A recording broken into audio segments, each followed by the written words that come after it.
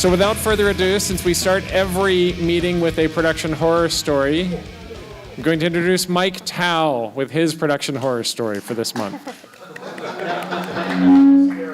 Okay, so is the lab working? Okay, then I'm going to give you that because the lab's working. So my production horror story is going to kind of tie into something that I'm going to talk about later when I talk about post-production stuff that I saw at NAB.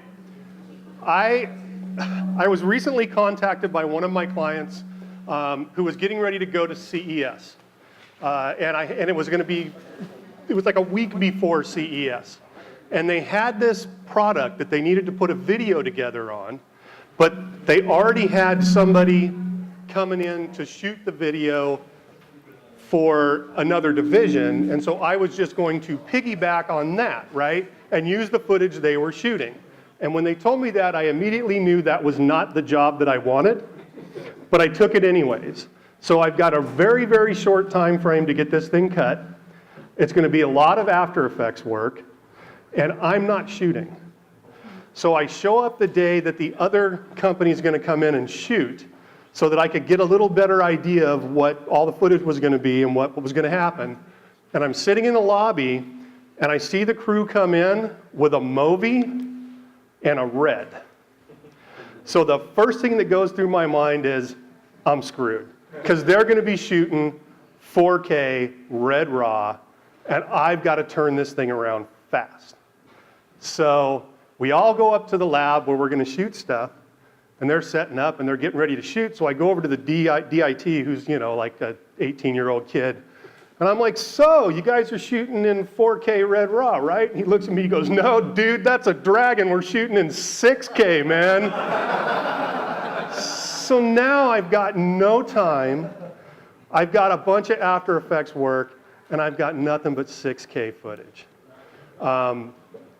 My solution was, because I was delivering in 1080, was to take everything through the Red software, and I cooked it all down to 4K, and then edited in 4K. To be honest with you, I should have kicked it all down to just 1080 and worked in 1080. But yeah, that's my crazy horror story. Bigger and bigger resolutions, kids. Ain't they great? Oh God, I'm so glad that that thing's dead again. How many times are we going to bring that horse back out and whip it? Thank you very much. You're welcome. Misery loves company. So welcome to San Diego Media Pros. Please like us on Facebook. Is this thing on? Can you hear me? The camera can't hear me, and we record these online. Perhaps you can tell we record these for online. So you can go back and watch them in case you're drunk right now. So welcome. Please go like us on Facebook and LinkedIn and all that crud. And please, when you see our announcement come up, share it on your timeline so that other media professionals can see it as well. And also, it's been months in the making, but the national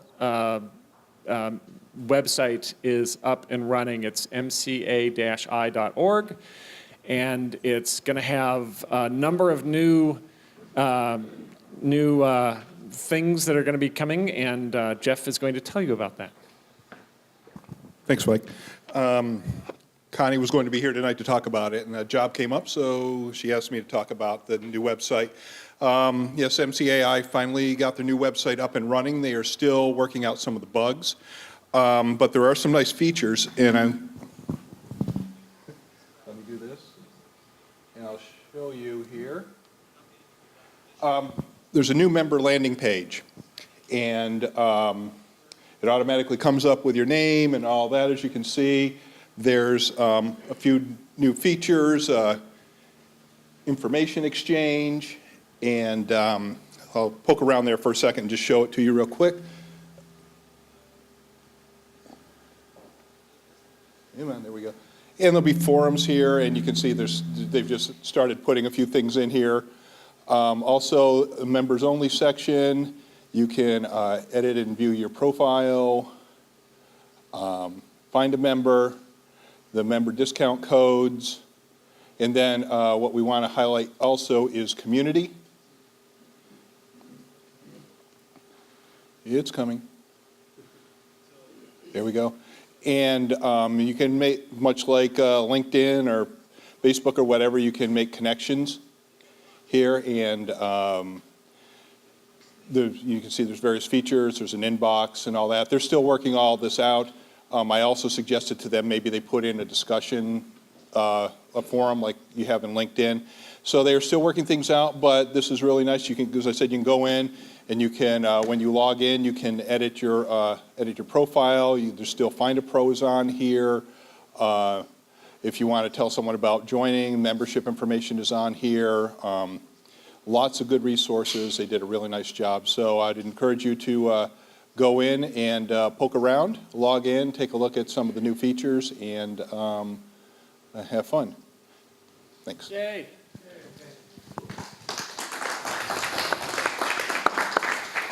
Okay, so we've had a number of new members over the last few months. If you're a new member, please stand up and introduce yourself briefly, and we're going to give you a pin for being a new member. Who's a new member?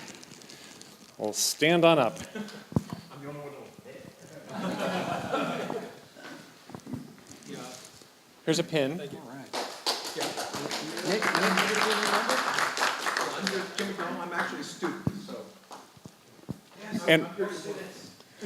And where are you a student? MSKC up in Medford. Oh, wow, that's yes. a drive, yeah. Yes. Friend of Kevin O'Hara, who's my mentor. Excellent. Anybody else? Awesome. Okay.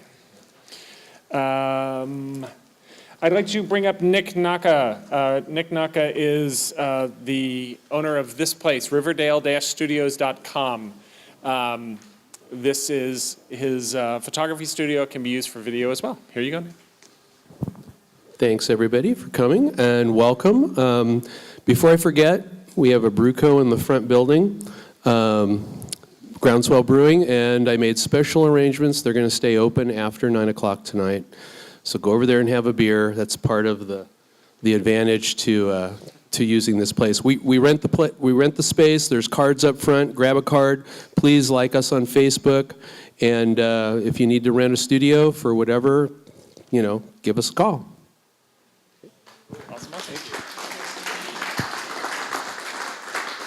The rates are really good. These open up to a parking lot, and there's parking back there, so it's very accessible.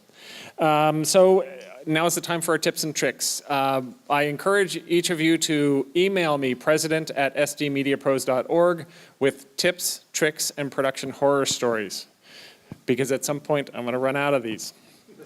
Editing tip. Create a bin or keyword collection that is dedicated to your current sequence. When you're editing on a project, save your current sequence and then make a duplicate of it and make that a old sequence, and then keep a bin with your old sequences.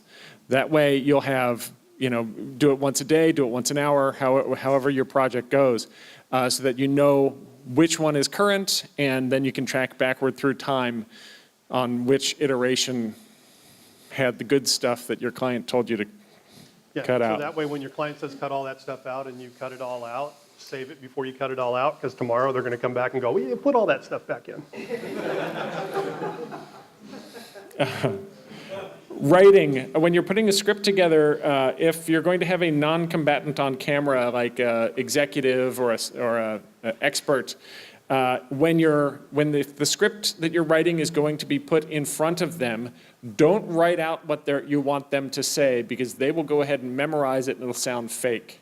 Instead, say, expert will talk about this. Expert will talk about that. So that way, when you get in front of them, you can ask them about that topic and they can talk about what they know. And it comes across as human as opposed to an expert trying to sound like an actor.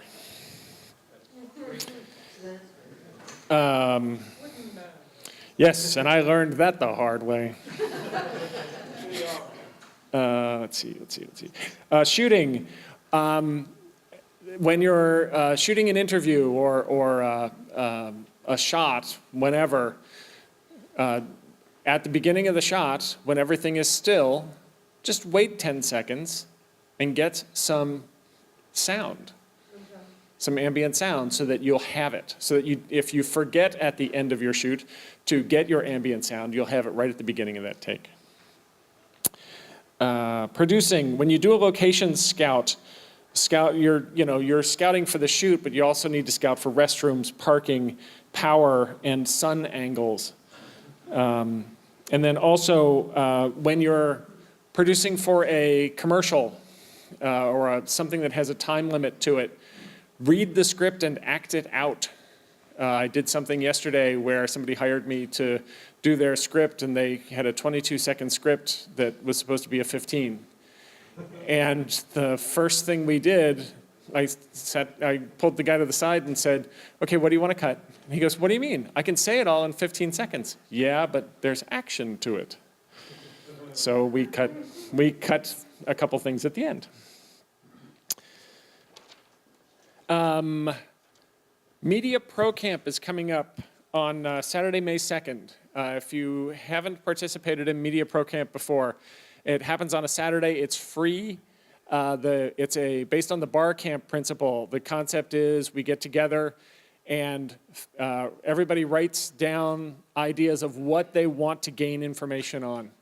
And then we vote on those topics, gather up in groups, and share information among us. It ends up being incredibly valuable. I've learned so much during those events, and we've done it every year, and it's very popular. We will be doing it on Saturday, May 2nd. We'll be doing it at the UCSD Extension, which is off of Interstate 805 or near Governor Drive. It's right there. There's information on the website, and there will be an email going out with more information, probably tomorrow morning. So tell your friends about Media Pro Camp. It's a great opportunity to see what our group is about and gain a lot of networking contacts, and that's where business comes from. It's free to everyone. It's free to people who aren't even in this business. Bring your neighbors. All right, let's get to the meeting. This is the NAB Wrap-up, and this is Mike Tao. Again. I have a loud one.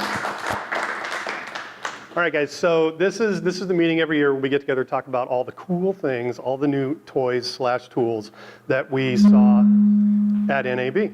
And so, got 3 speakers tonight. Alicia Reed from JVC, who, by the way, I sent out emails to so many people to try and get manufacturers here. I sent them to Canon, to Sony, to Panasonic, to Blackmagic, to AJA, blah, blah, blah. And 2 people got back to me.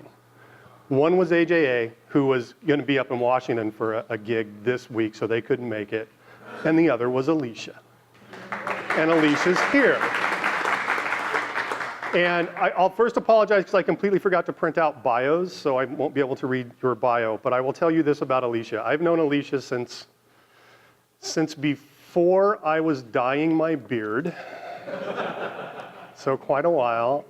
And when I was talking to another editor in town and he was asking me who was going to be speaking at this event, I told him the story about, getting a hold of a bunch of manufacturers, and I said, and we're going to have one, and we're going to have Alicia because, and his reply before I could finish the sentence was, because it's Alicia. Yes. So ladies and gentlemen, Alicia Reed from JVC. Great. If someone can help me hook up my computer, I have a really fun informational PowerPoint and then some demonstrations. Since this is an NAB wrap-up, some of the things that were really happening with NAB this year is more and more people are starting to do things wirelessly with cameras. And you may know JVC was one of the first camera manufacturers to do streaming for video. And maybe 3 years ago, we introduced our GYHM 650 and 890 cameras, and they were able to, at first, just be remotely controlled wirelessly, or you could take recorded clips and send them to an FTP server. But about 2 years ago, we actually activated the cameras so that they can even live stream video. And a lot of people have been using this technology for news. If you didn't know, in San Diego, JVC cameras are at Channel 10, Channel 6, Entervision, KPBS, KUSI, a lot of the stations. I went to a shoot, and there were, the mayor was there and talking, and of the cameras, I'd say about 2/3 were JVC. So JVC has really grown in the marketplace from kind of a camera manufacturer used by schools and corporations to be bigger fish.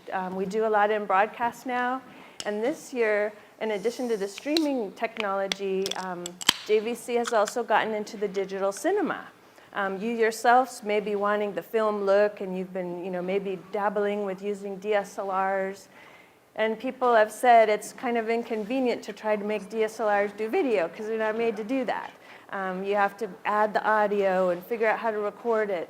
So one of our new cameras, we actually took that advice and request, and we tried to make a more video-style digital cinema camera. So I'll talk about that now. So JVC, as I mentioned, started with the 650 and the 800 series. That can do the streaming. And now this year we came out with some 4K cameras that can also do streaming. And then the DSLR style, but we call it the digital cinema video style camera, which is our LS300. Can everyone see that okay? Okay. So just as a reminder, this is the one that has been around for a couple years and that can stream, but it's a wonderful all-around camera as well. I actually brought it. It's a camera built around the lens.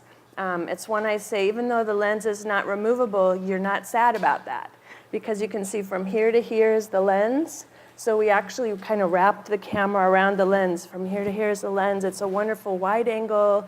It can do a 23 by zoom. This is what a lot of the news stations are using for their MMJs or their media journalists, because it's really handy. You just grab and go. You can get some great documentary footage, great sports. It's great for that because of the lensing. And we added the new CMOS technology so that you get the lower light sensitivity. This would be a good one if you're doing events, like if you want to do event coverage for your group and maybe stream it so that people who couldn't make it could see it on the same night. That would be really neat, and this would be a good choice. And this was one of the ones. We have a couple different styles. You can get it for about $4,000 to $6,000. And we're having a promo, $1,200 off through the end of September on the GYHM 600, the one that doesn't stream. But these are really nice. And we also have our wonderful shoulder mount. This is the main type of camera that the news folks use. You can either use it with the lens that it comes with. We have a new Fuji lens that has some automatic features, automatic image stabilization and automatic focus, which is good if you're handheld. And that one is a 20 by, so that's pretty robust. And if you're not going to use it on your shoulder, you can also use it with other lenses that use the traditional zoom and focus controls, and you can even do a full studio. So this is what a lot of the TV stations will have in their studio, or it's good for if you have your own studio, or for a university, anyone who needs this, or for a 5-pack to do events. And then this is the new stuff, the NAB kind of, if you didn't get to go, here's some cool new products. We have 3 new models that can do both regular HD and SD, but also 4K. In addition to the streaming and the digital cinema, 4K, of course, is a big buzzword at NAB. And so we jumped on that bandwagon because people were asking for it. We have a new camera we called the Everyday Camera, or the GYHM 200. If you remember, in the old days, we had the GYHM 100 and 150. So if any of you are using that or have seen it, this is basically the replacement model, but it can do so much more. It has a better lens. It has a 12 by with 24 by digital zoom. And because it's a 4K sensor, the digital zoom is actually quite good. In the old days, digital zoom, you didn't want that. But this will do the trick if you need an affordable camera. This is around $3,000. And it also has an enlarged sensor. This one is about a half inch, 1/2, has the XLR audio, has the ability to record in the SD media cards, as most of our cameras do, and it can also do the streaming. So again, if you need something low cost, you maybe are a corporation and you want to have a leader speak and have the employees, even if they work out of home offices, view it. That's actually what JVC does. We have multiple headquarters and folks like me who work out of the home office. So we use our streaming cameras to actually videotape the bigwigs talking, and we get to hear all the business even though we're not there, and it's live, which is nice. This 200 camera also can record either 422 in HD, so it's a little more robust than the old days, in 50 megabits, or it can do 4K at 150 megabits. And that's also H.264 in a .mov wrapper. So you editors, it's much easier workflow. It'll actually work with Adobe Premiere and Final Cut right now. So right out of the box, it's a nice, easy workflow. And you can also do live. So if you want to do live 4K imagery onto like a 4K television, you can actually go HDMI to the television and you can show it, on a big screen, or if you're at a church or something, that can be really handy. And it also has HD SDI output in HD. So you have, for low cost, a professional camera with HD SDI. And of course, this is one of the lowest cost streaming cameras. And we added this year at NAB the ability to stream to Ustream and YouTube directly from the camera. It's called RTMP. And in the old days, you had to, for sure, stream to a decoder and then go into a switcher, go into a big monitor, and you can still do that. But this is what enables like a corporation to buy this $3,000 camera and go right to a Ustream channel where all the employees can watch, or even your group. It's a cool example of how technology makes things easier. And we also have a model that's a little bit less expensive, the GYHM 170. But as you can see, it removes the little XLR handle. It doesn't have the HD SDI output, only HDMI, and it also doesn't stream. But you can see it's under $2,000. So a good camera has become very affordable. So I chatted with someone earlier, and they said, if only I had more clients, this will make it a little easier for you to get something on a tighter budget and still get new technology. So compared to competition in this price range, you'll get high sensitivity, not only just SD and HD, but 4K if you want to kind of future-proof yourself. It does the 422 recording, not just 420 in HD. And I didn't mention, as with many of our cameras, it has 2 little card slots, and you can not only record simultaneously on both cards or one after the other, but you can tell one to record in HD and one to record in web. So if you have a website, it can really speed up your workflow as well. And of course, you get the streaming, which is still rare with other brands. We're kind of the first to do that, and so we have a good reputation for streaming. And the really exciting model that I know Michael was excited about, this is our video style camera that's used for a digital cinema look. So you can see this is the one that I have on the screen.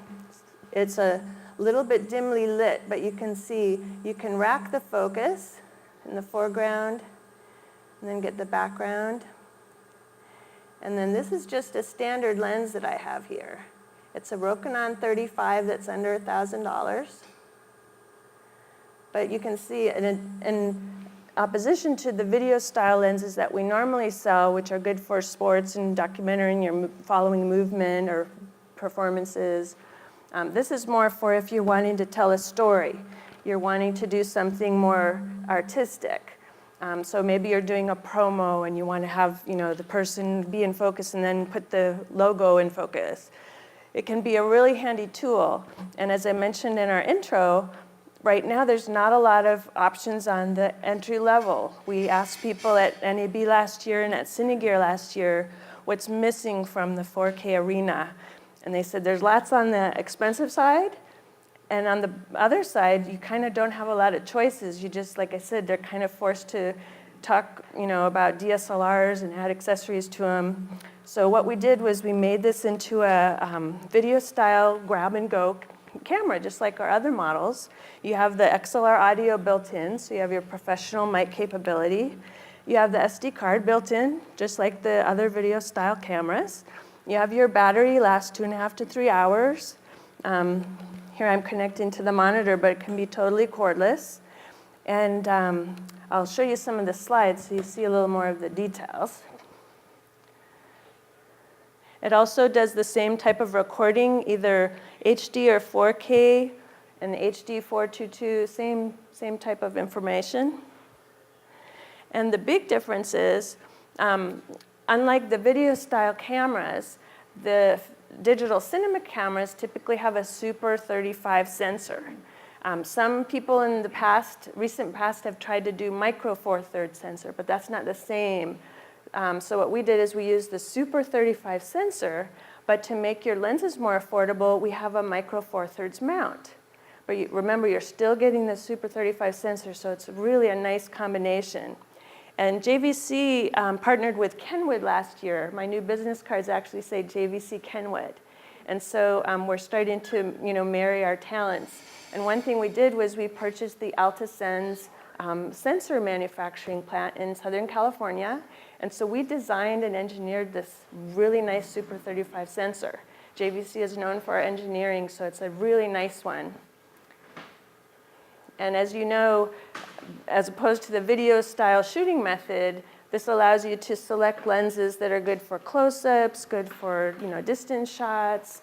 Instead of maybe having one lens, like I said, was so great on this camera, when you're shooting film style, you might want to either own or rent different kinds so you can get different looks. And in addition to the distance, here's an example where the model is the same distance from the camera, but the different lenses give it a totally different appearance. It gives you a feel or a look. That's what a lot of digital cinema people are looking for too, is to get kind of a feeling out of the lenses. So this is another cool thing that you can do with the digital cinema type cameras. And here's what I was talking about. The Super 35 sensor that's used for video is very similar to the film, because that's what digital cinematographers are doing. They're trying to mimic what actual film, celluloid film is. And so you can see film is on the upper left. The digital cinema cameras like ours are on the upper right. And then people have experimented with the micro 4/3 sensor, but it doesn't give you the same breadth like the cinematic look of a movie. And then, of course, the video lenses are even closer up. And on the bottom is showing a typical lens kit that you might rent or buy if you're doing a lot of film work. And one thing that our camera can do, which not every camera can do, is you can use different lenses. I mentioned the micro 4/3 mount, but you can actually use different lenses too. And one thing that's important is you want to get the native look of the lens. We're showing here a director's viewfinder. It's calibrated to Super 35 focal length, so that's typically what people want, is that look.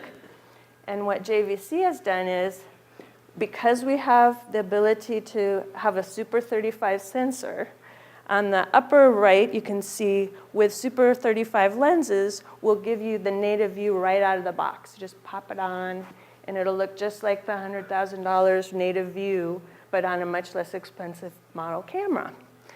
On the bottom is an example, if you want to put a micro 4/3 lens on the Super 35 sensor, you're going to get a vignetting, which if you're doing something wacky, you might like that, but most of the time that would be bad. So what JVC has done is we engineered something called variable scan mapping. So if you want to put a different style lens on the camera with like an adapter, you can do that. And JVC will actually allow you in the menu to adjust for the view, the native view of that lens. And when you use the variable scan mapping, it'll change the parameters so what records on the card will show you that image without vignetting. So it's really amazing, especially if you already have lenses or if it's for a school and you have a whole bunch of odds and ends. It really can give new life to your different lenses.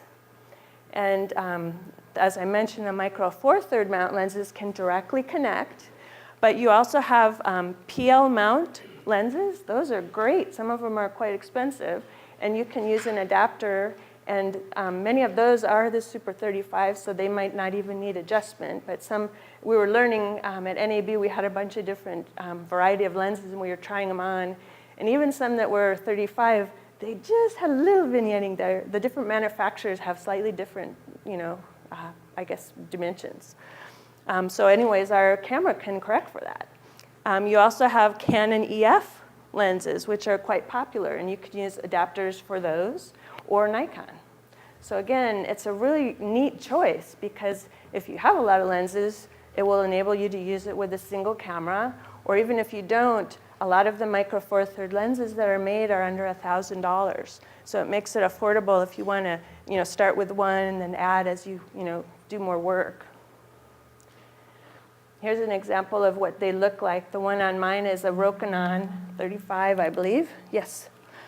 So this is an example of a lens that's around $800-900, but it gives you a really nice image. And you can also use professional accessories. You don't have to. Like I said, you can just grab and go, and you can do some nice digital cinema work with some good lighting. But if you do use, like PL lenses might be longer or heavier, you might want to either use, here we're actually showing a follow focus. Here's some examples of adapters. And here's some rail systems. So if you put the adapter on and your lens is quite long or heavy, you might use the rail system. And then this is what we showed at NAB. We have this camera, which you may have remembered is around $43.95 list. We kitted it out with all of these accessories. We've got a really $30,000 zoom lens. Because it's a zoom lens, it has its own battery on the back. We even had a Atomos recorder, so you can record and view on the really nice viewfinder. So it's just an example of how crazy you want to get. You can, just like you do with your DSLRs.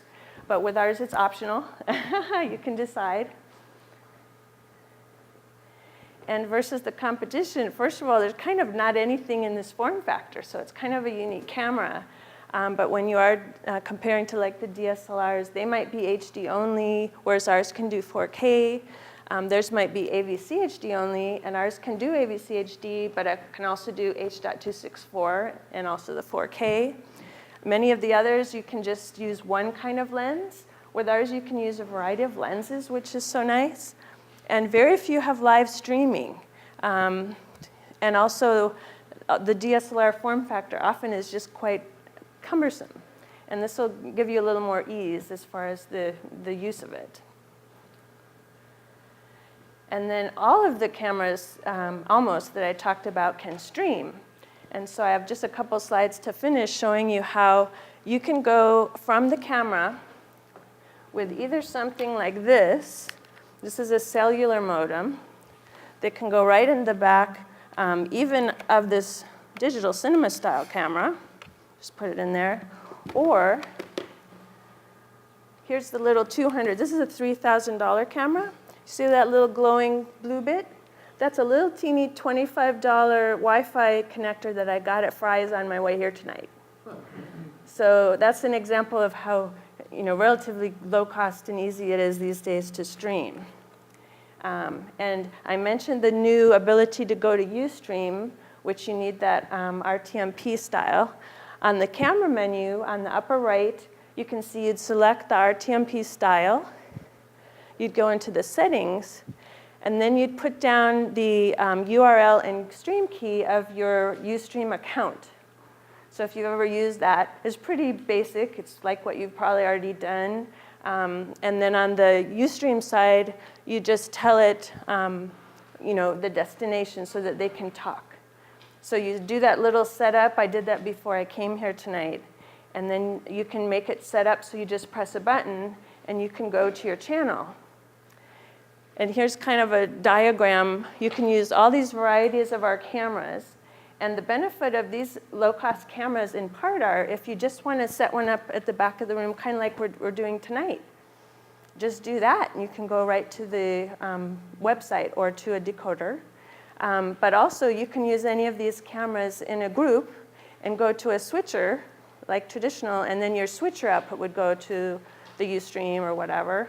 And if you didn't know, New Tech announced that they have, I think it's a $1,500 upgrade to some of their switchers that can take JVC live streams without any encoders needed, because JVC has encoders built into the cameras.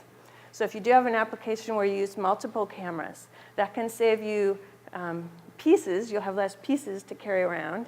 And it also can save you money because the cameras have encoders built in. Apparently, the New Tech switcher has decoders built in, and they can talk to each other.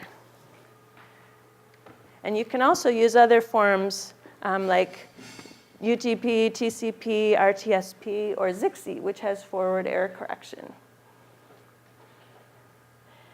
And here's an example how, kind of what I was talking about. You can either send one camera directly to the bottom right, go live on web, or you can have an accordance of devices. If you can see the bottom left, there's a little switcher, and they can go to decoder or to live on the web.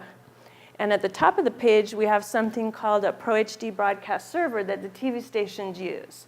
So if you get in a situation where you're literally live streaming lots of cameras, the switcher, or it's not a switcher, but it's a server, can actually direct where the stream should go. So like a TV station in San Diego can send it to their partner in Houston.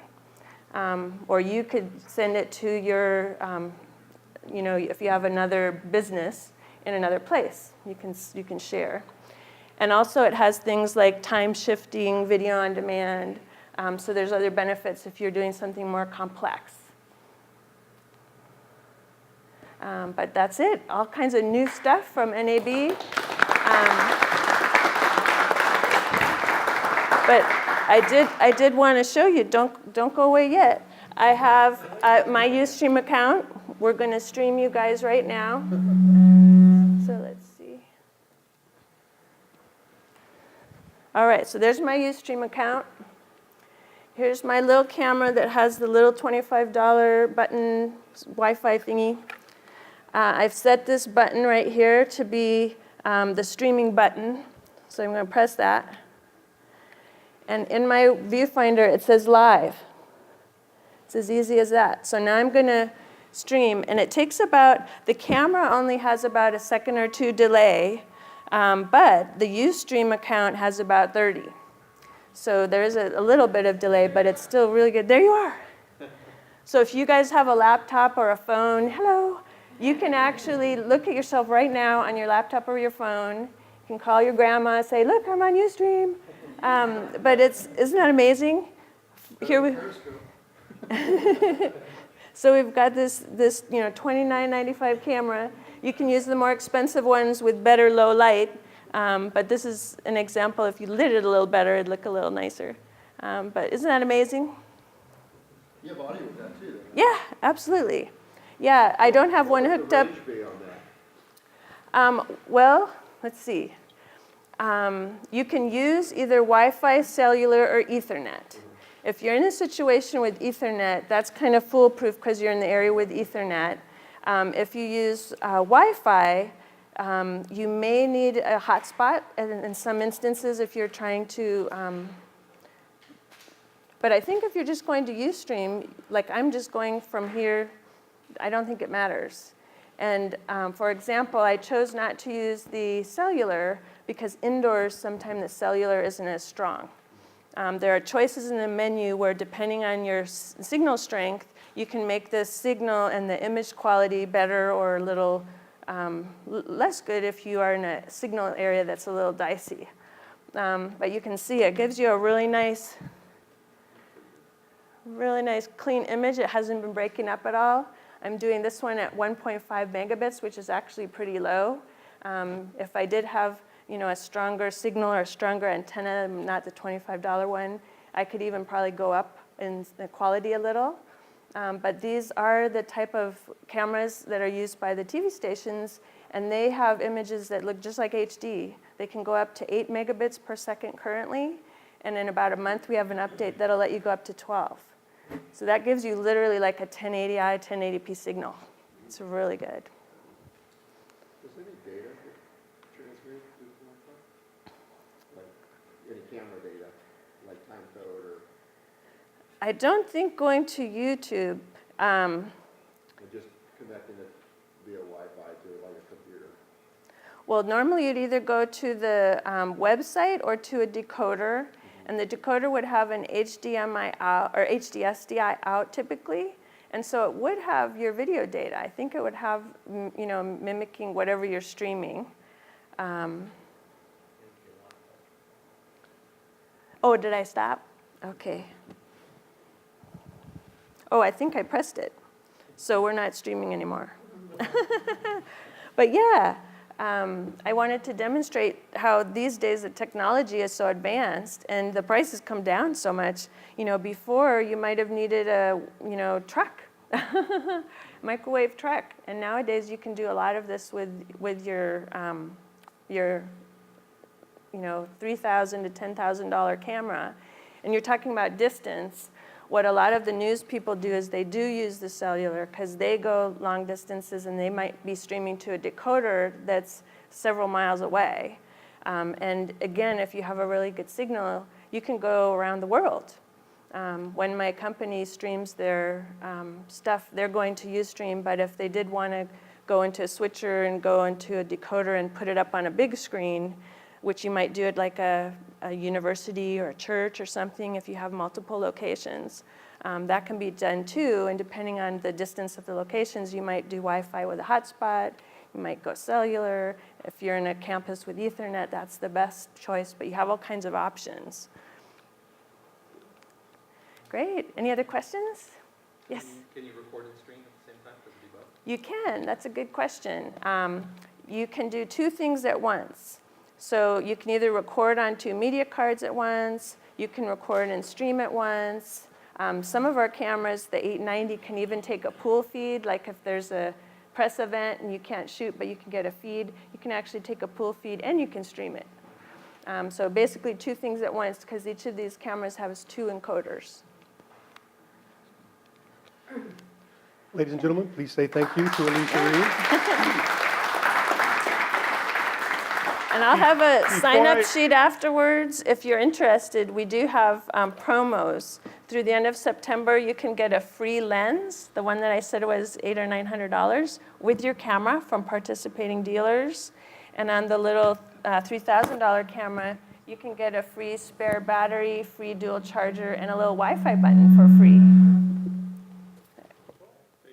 You're welcome. Before I bring Eric up, Mark Schultz asked to come up and show something that he found at NAB.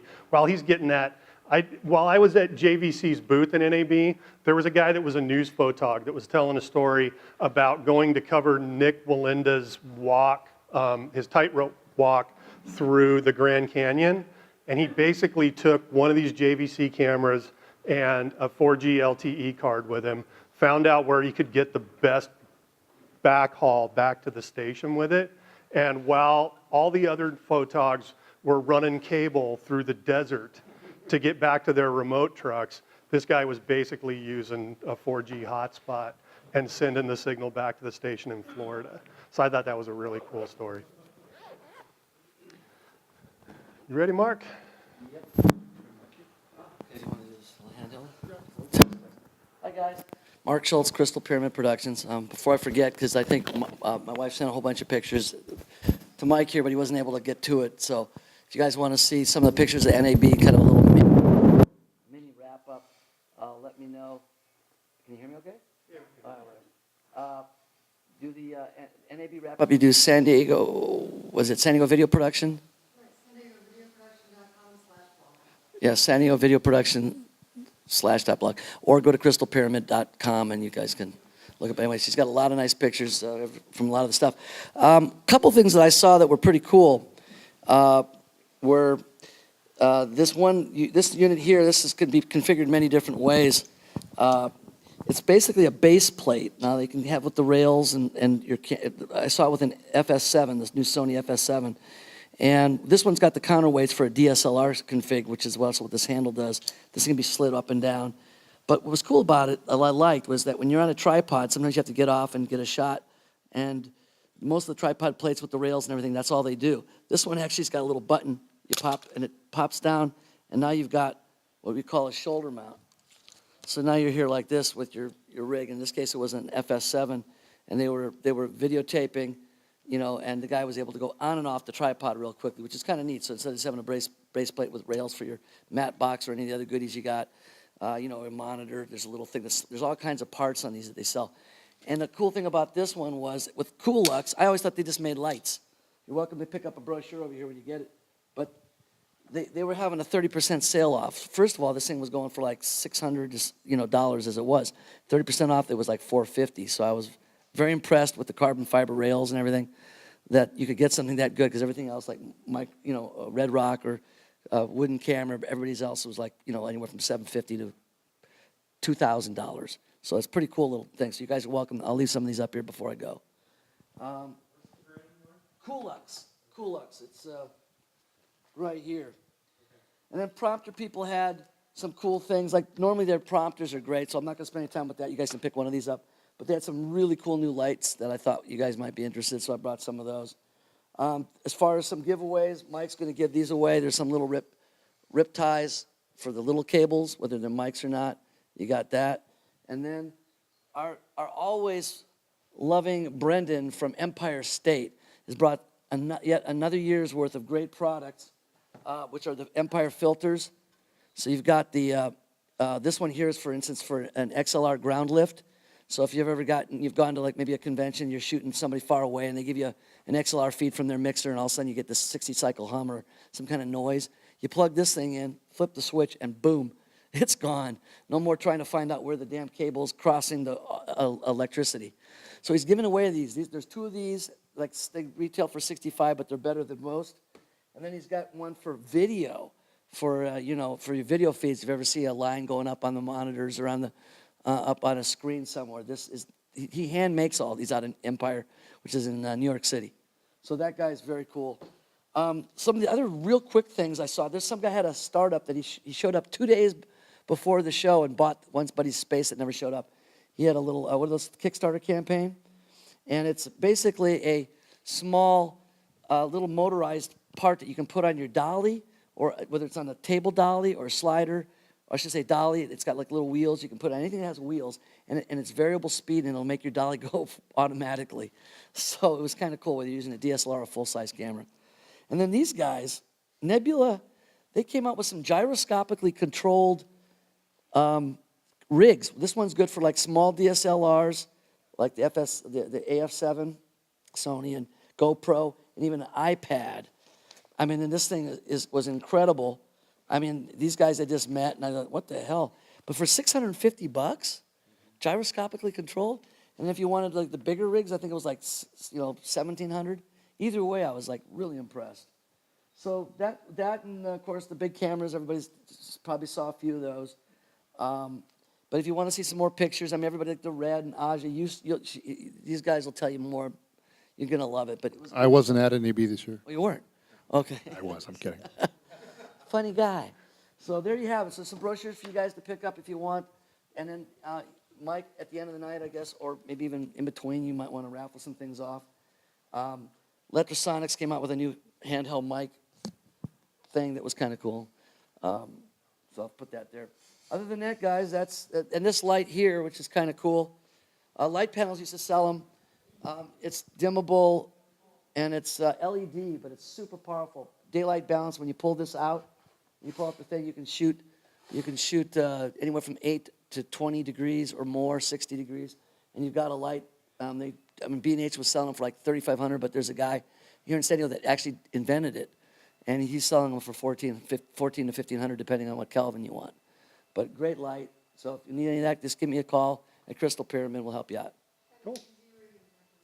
Oh, Actually, yeah, leave these that, are. leave that on. Yeah, you I think we're using that to light. Does that help, Tom? It does help. Does that help, Tom? Yeah, we'll keep it until I have to go. Oh, okay. Right on. We got a Nicely birthday done. party, gotta go. Let's do a quick giveaway. Okay. We're going to give away That's like the grandpa's. Can I do this one let's instead? give away a single channel audio isolation transformer, the XLR 100. from That is Empire a party State in a Filter. box right there, man. That's awesome. So, Mark, give me a card. Give me a ticket. The winner is Eric Naso. You are not allowed. I'm on an audio now. I got to win. 696660. Ooh, winner, winner, front row.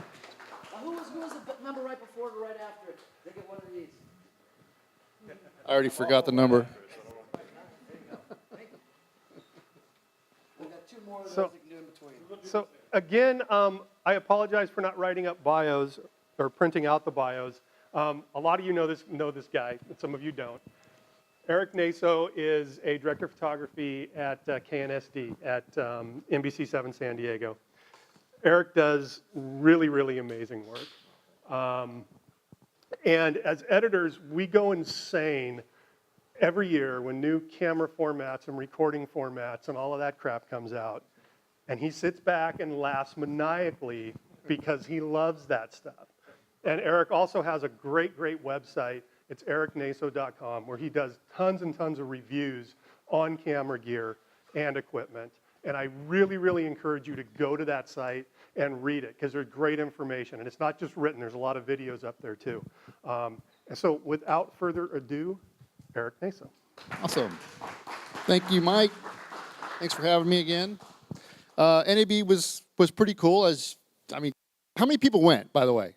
Okay, that's good. It was good, and it was, I wouldn't say it was mind-blowing, because a lot of the stuff we were talking about last year kind of came to life this year. And yeah, it's 4K. It's not 3D. Last year we already knew that 3D was kind of going away, and we're all happy about that. But yeah, it's all 4K, it's 6K, it's 8K. I even saw some Ikigami camera that looked like a broadcast camera that was 8K. I had to take a double take, because we're not doing that in this country for, like, I'll be dead by the time we're any kind of K, I think, when it comes to broadcast. I mean, basically HD practically killed us. I mean, it was tough enough. So I don't see us as broadcasters being 4K. However, in acquisition, 4K is pretty damn cool. I don't know, how many people have shot 4K? And how many people have edited with 4K? Yeah. So it's powerful to have that as a tool to, recompose your shots, fix a few things, image stabilization. Very powerful and a lot of fun. I like shooting in 4K. I have a GH4, and I love shooting with that camera in 4K. I have an A7S that I use in the Odyssey 7Q Plus in 4K, and that image of that camera is crazy good. And also, it shoots in the dark. It's amazing what you can get away with. And putting it on a stabilizer, all that fun stuff, it's very cool. So for me, I would say probably the biggest surprise was that, well, Blackmagic did have cameras this year, and I thought they weren't, because I was like, you can't do it 3 years in a row, guys. How are you doing this? But they did it again. They did it again, and they did it pretty good, because I think the Ursa Mini is a very impressive camera. This one got my attention. And I like the image of the original cinema camera. I thought it looked really good. The 4K production camera had issues, had fixed pattern noise problems. Sensor was, it didn't really take off. And then they put it in the Ursa. And that Ursa, I don't know, has anybody ever picked that one up before? I mean, that thing, weighs like as much as a VW with a handle on it. It's a pretty heavy camera. So that wasn't an option. But the Ursa Mini looks like an FS7. It has that awesome viewfinder too. I went to the press conference. It was at 9:30, and it was quite a trek just to find where the press conference was, because they wouldn't let us go in through the main entrance. So by the time I got there, I was already like sweating. But I got in there, I saw it, and when they unveiled it, I was like, wow, look at that. That's a real camera. I was able to get my eye in it after the press conference, look in the viewfinder, put in the right place, on the side. The camera's really made to shoot handheld. There's a couple of nigglies about it. The big one is it's 1600 ISO capped. So they call it a run and gun camera, they call it a DOCO camera, but at 1600 in a run and gun DOCO situation, you could get in trouble. I mean, it's just not light sensitive. But That's probably the only thing I can really think of. It's got a global shutter, shoots 4K, shoots 2K, has some nice high frame rates. It's a brand new sensor, so that's a big deal. So it's not the old hashed out Ursa sensor. 4.6, yeah, K. Yes, it is.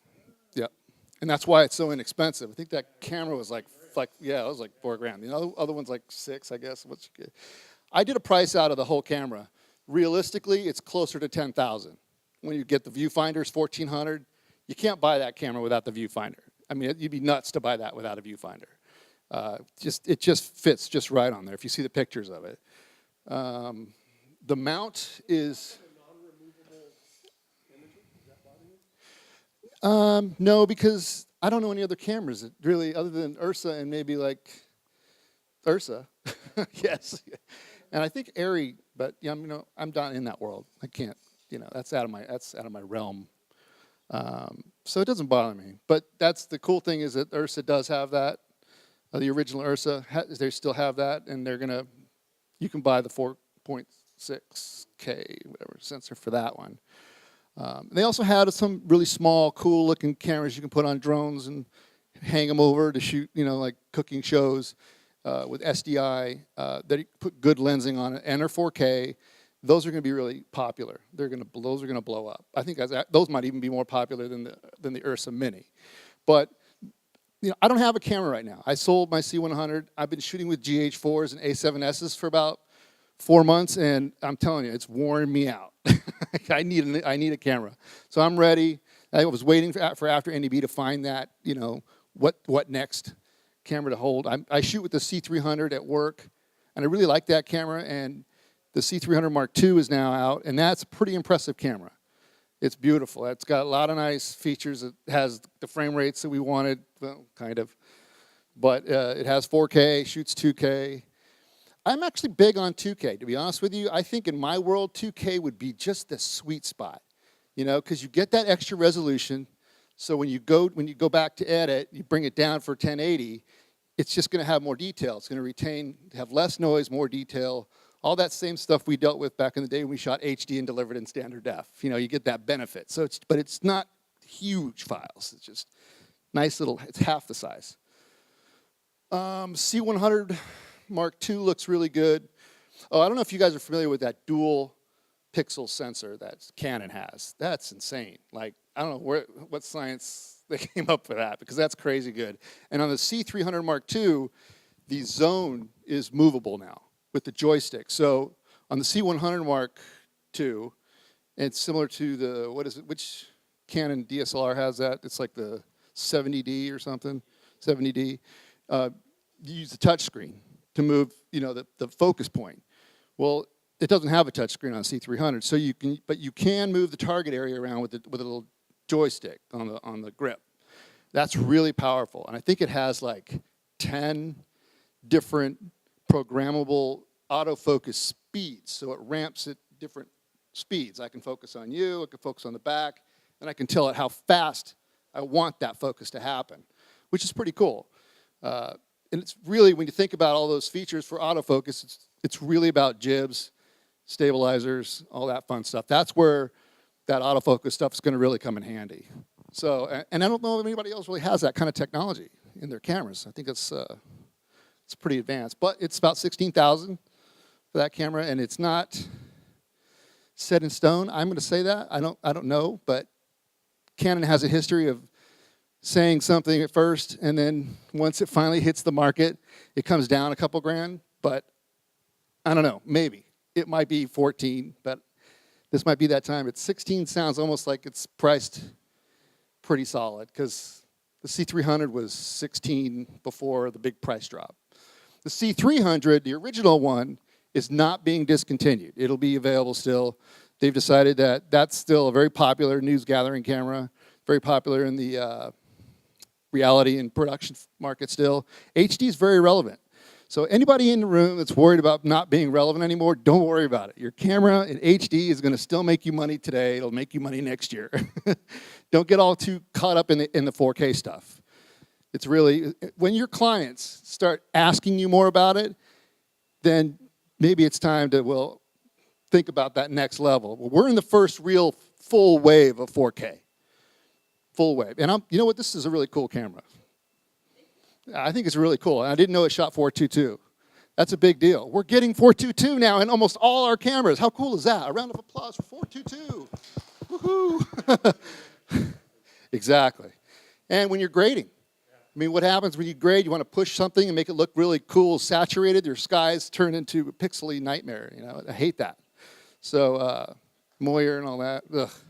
So now we got 422 and pretty much all these cameras now, and the codecs are so much better. Let's see, what else? There was a Kinfinity.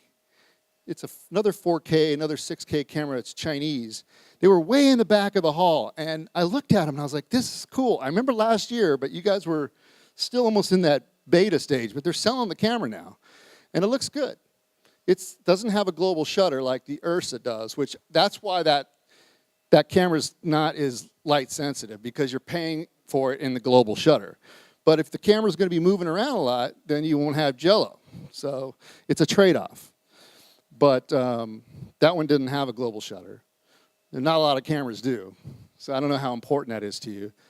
I think that Canon's figuring out how they put 2 processors in the C300 Mark II to help alleviate some of that rolling shutter problems. I think it's almost non-existent. You'd really have to do some crazy whip pans and people would be nauseous before they'd notice that there's jello. So, but I think that's probably going to be the next wave of technology, putting a lot more power in the camera so you don't have to worry about the global shutter thing, because there's a big trade-off for that. So that's kind of it for cameras that I think. Anybody think of any other cameras that you heard of or was interested in? Because I think that was pretty much the big news in cameras. Thing about lighting, we see LED everywhere. And I can honestly tell you that at this point, I think that LED is here. It's ready. It's ready for prime time. You can start thinking about all your open face lights, all your hot lights, that they can be replaced now. If you want soft light, the color temperatures or the color accuracy, the CRI, they're all in the 90s now. I mean, even the cheaper ones. And if you're interested in cheaper lights, there's a company named Aputure, Aputure.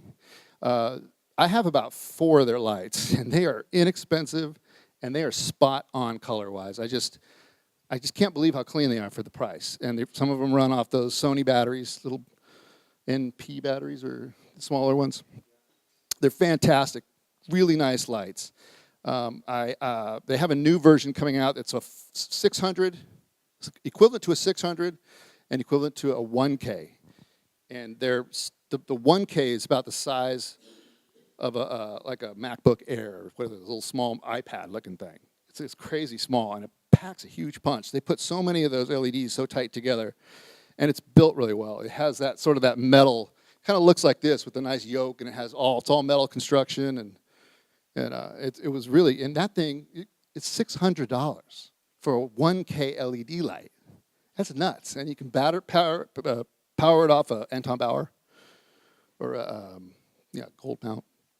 So these guys are making some cool stuff. You gotta go to their website and check it out. They're really crazy good. I had a prototype from them. It's called a DEC adapter, and this adapter is wireless. What it does, it takes your Canon lens and you can put it on a Sony A7S or an E-mount, and you can control the iris and focus with a handheld remote, and it works incredibly well. I can't believe how there's no latency. Like I'm tripping out on it. I'm like, this is crazy. I'm opening and closing the iris, and I'm focusing.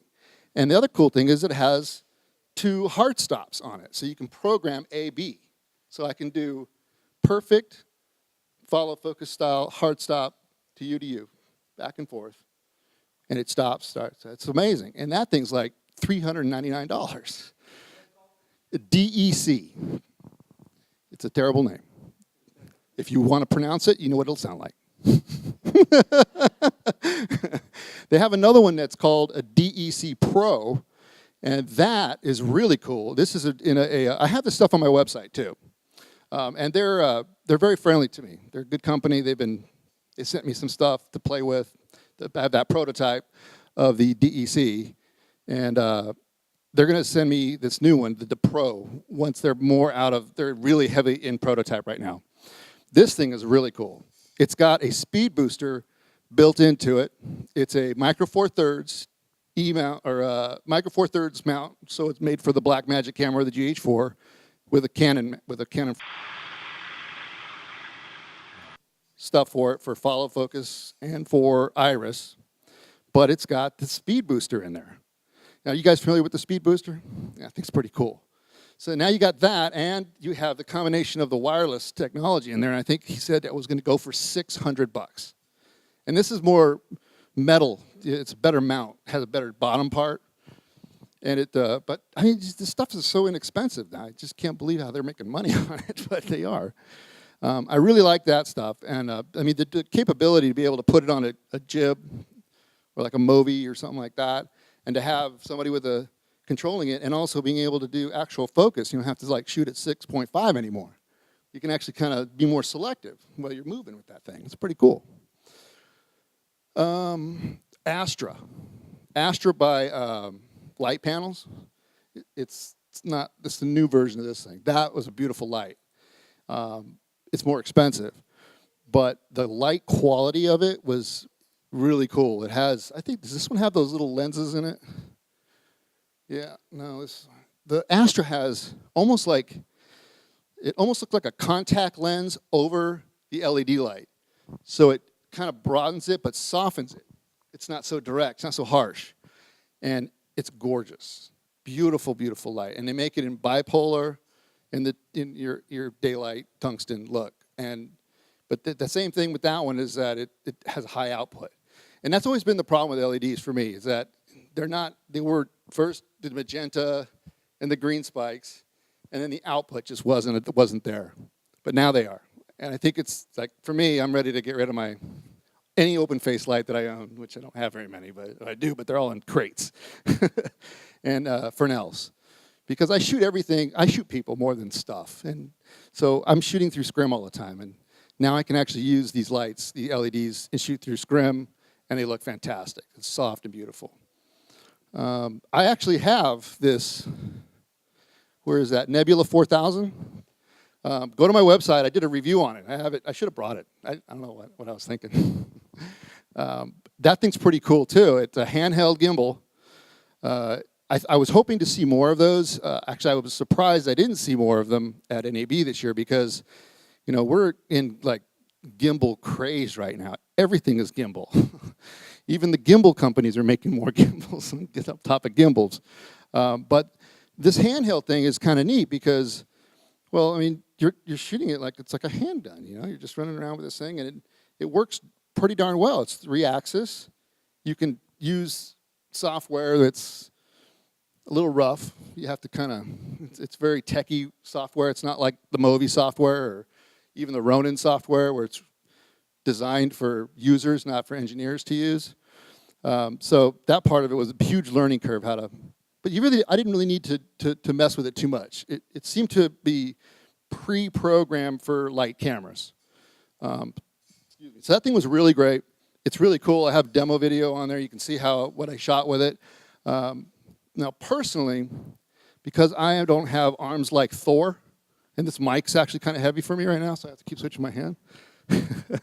I put it in a fig rig. I found a way that it actually would fit in a fig rig, and then I can hold it like this and run around with it. It really is a poor man's movie, and it worked really well. But I was able to shoot a whole lot longer takes because anything out there like that's hard. I mean, it's just not easy.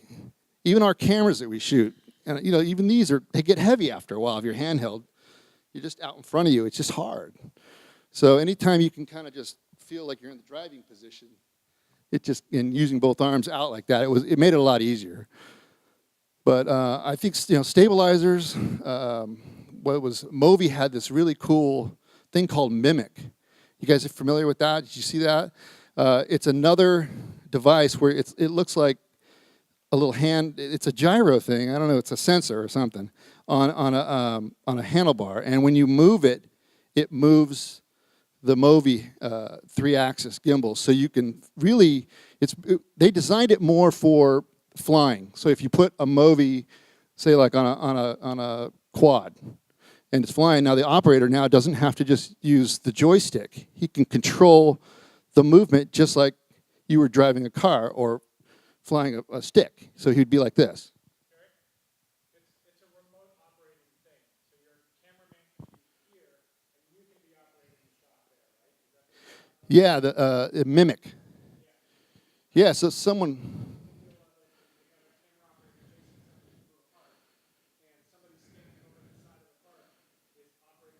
Just like that, yeah.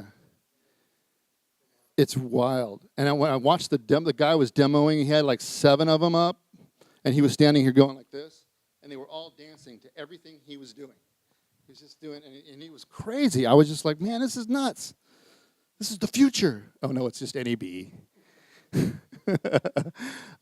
So yeah, and Ronin, the Ronin M, which is a DJI product. I don't know if anybody uses the original Ronin. Has anybody been in the hospital before with the Ronin? I know, that thing almost put me in the hospital. That thing weighed like 10 pounds.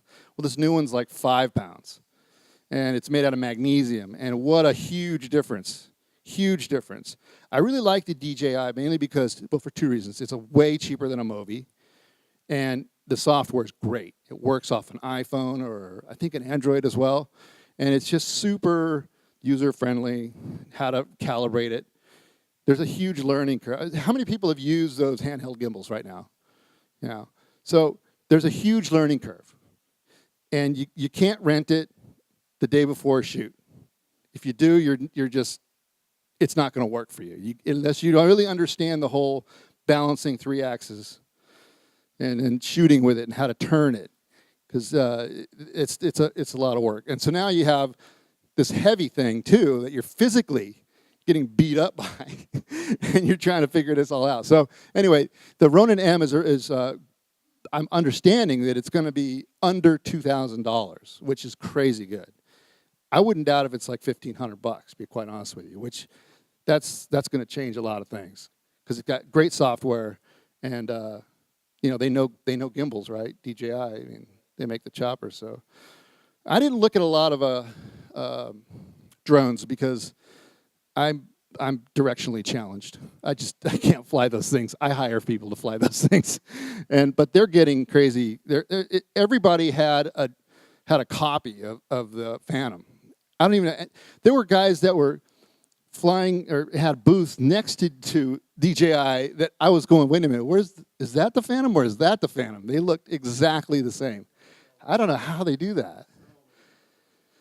Yeah, so drones are huge. Gimbals were huge. Lights, I think LED lights were just off the charts, and they're just so good, and the prices have come down. Super impressive. Yes, the Flex light. And I have one coming. Yeah. Westcott makes them.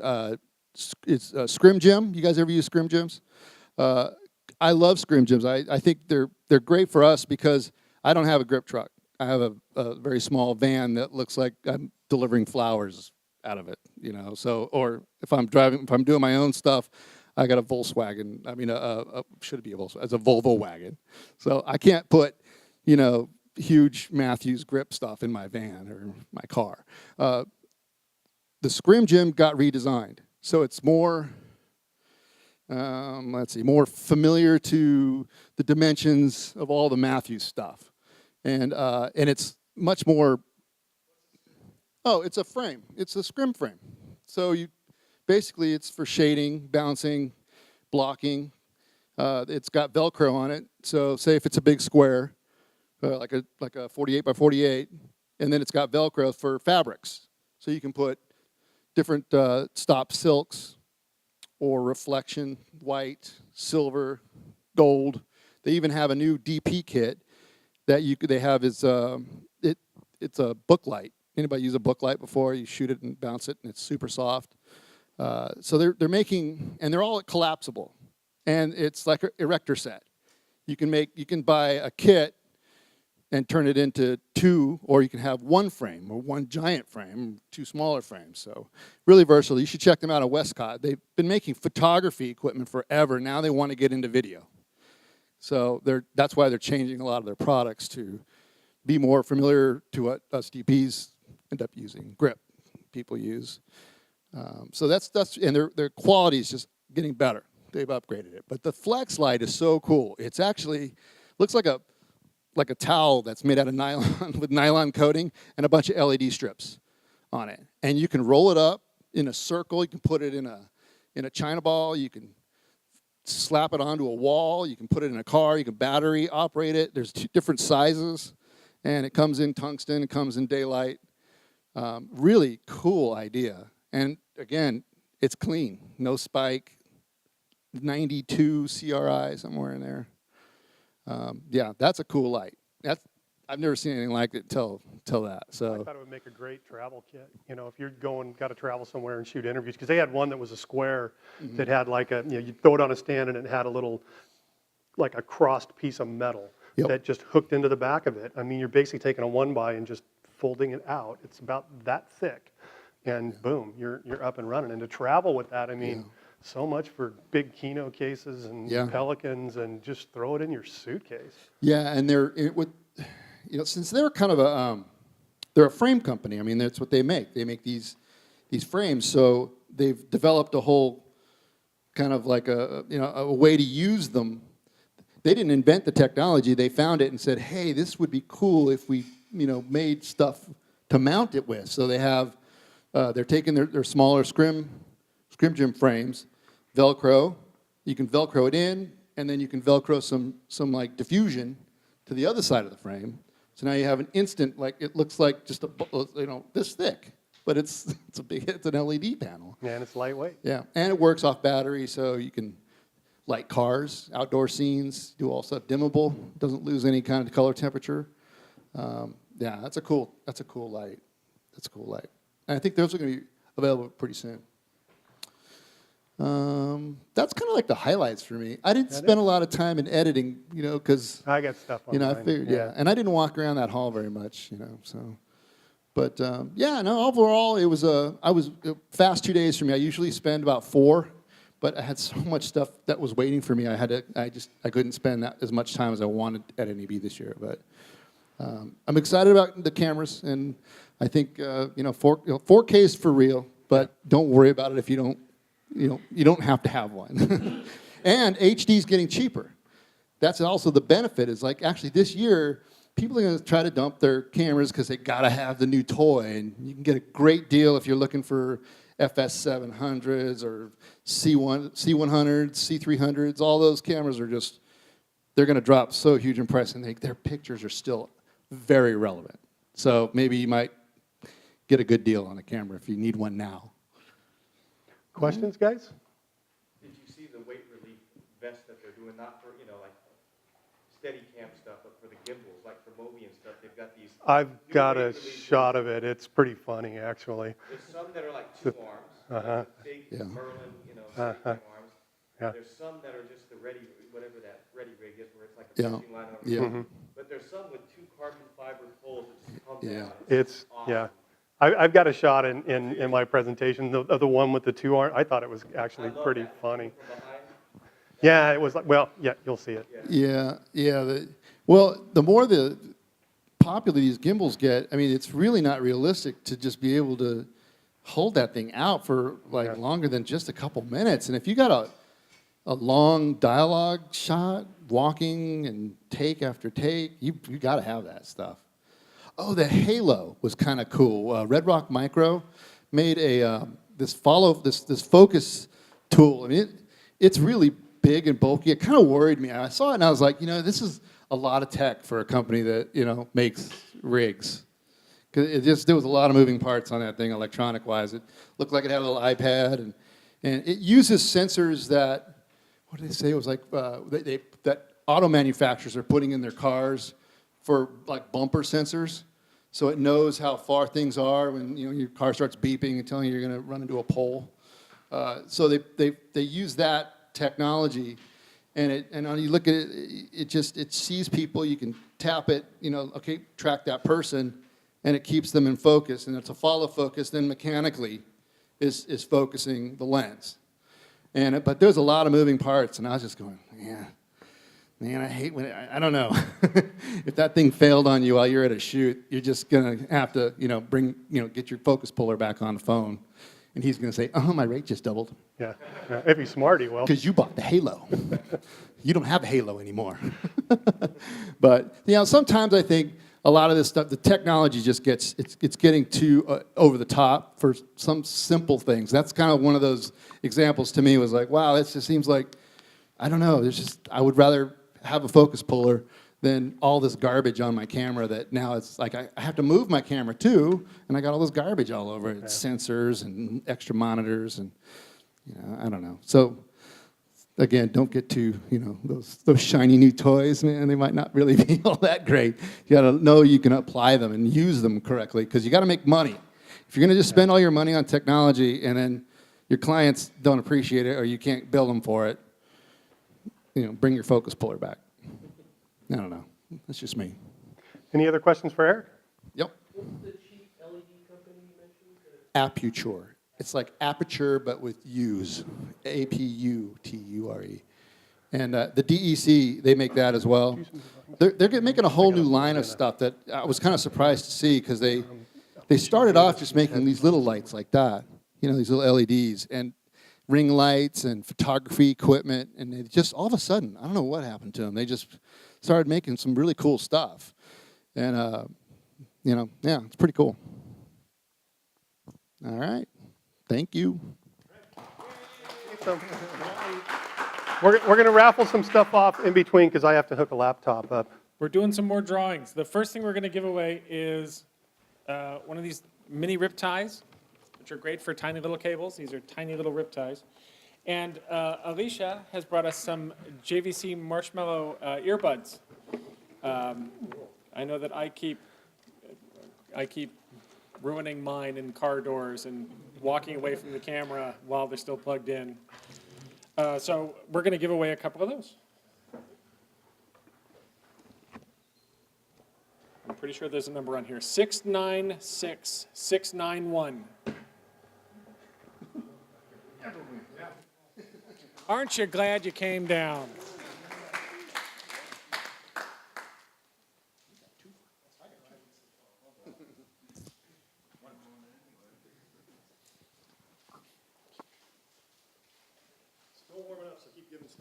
One more of those. Another pair of headphones and another set of rip ties. 696681.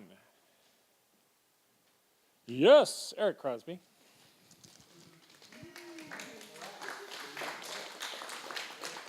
Thank you. We're going to give away a XLR 100 single channel audio isolation transformer. Also known as the party in a box. Party in a box. 696709. I would do it again. It's the guy who brought him. He's gone already. Mark Schultz has got plenty of those raffling out. Just give it to somebody. Okay, I'm putting this back in the hopes that he can win something else. Again. 696702. Yay!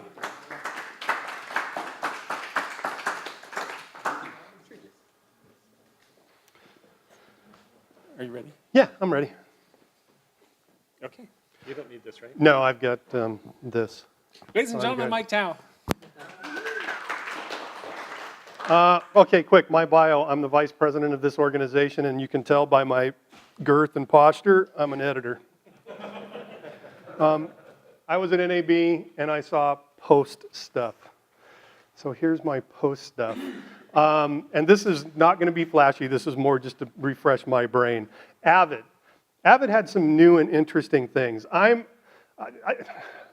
don't know how many of you are familiar with Terry Curran. He's a guy that runs Alpha Dogs up in LA. and does the Editor's Lounge. He said a couple of years ago that he thought Avid was turning into a network solutions company. And I absolutely agree with him. And if you don't believe me, this year they introduced the new ISIS 1000 hardware, which, unfortunate product name, but they did have that name before it was taken by a terrorist organization. And good on you, Avid, for saying screw it and keeping the name anyways. But they released the ISIS 1000. It's hardware shared storage, and it's for under $18,000. But it works with Premiere Pro, and it works with Final Cut 10, as well as Avid. Hence what I said, they're turning into a network solution company. They also released a new piece of hardware. Well, they actually haven't released it yet. They announced it. It's called the Artist DNX-IO. It was in conjunction with Blackmagic. It's an I/O box that is going to be future upgradable to have hardware DNX HD, or now it's just DNX because they got 4K DNX encoding on it. You can order it now. It's expected to deliver in Q3. I couldn't find any mention on price of it. Hold on, I think I went the wrong way here. Go back. No, I don't know how to use this silly thing. Backwards.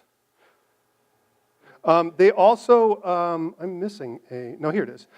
Media Composer enhancements, new stuff in Media Composer. Resolution independent, editing up to 4K, and also customizable resolution independent, so you're no longer locked into just video frame sizes.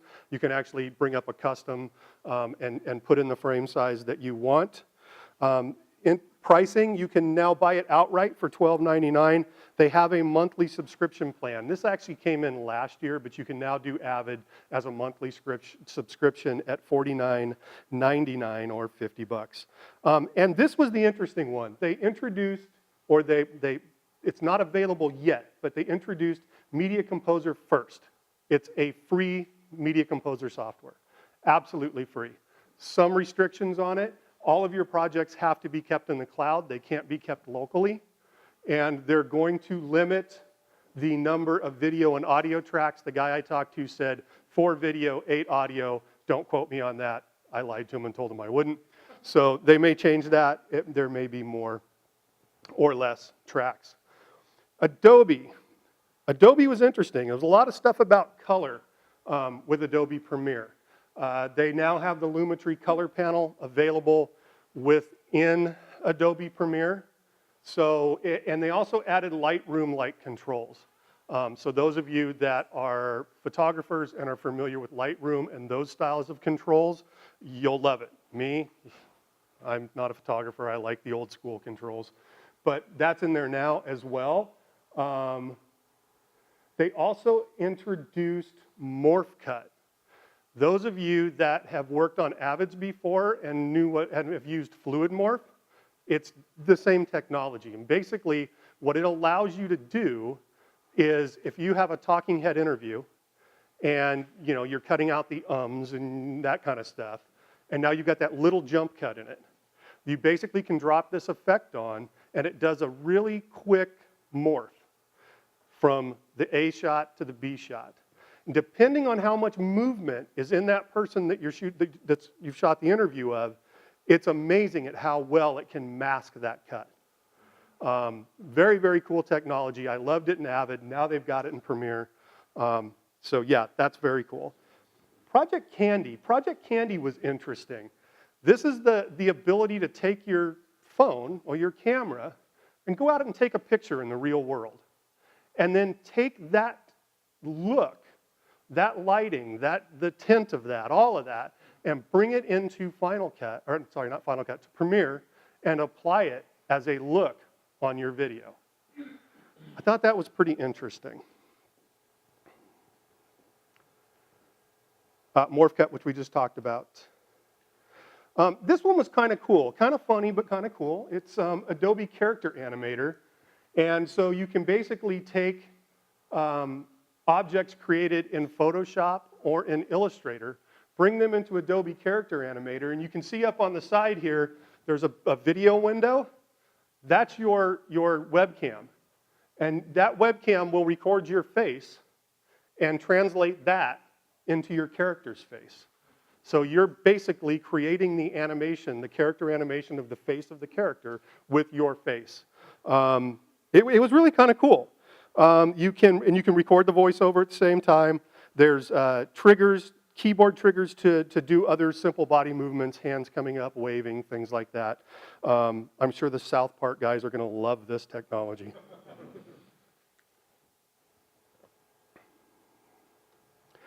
After Effects. Some cool stuff in After Effects. Uninterrupted preview. Anybody in here use Motion?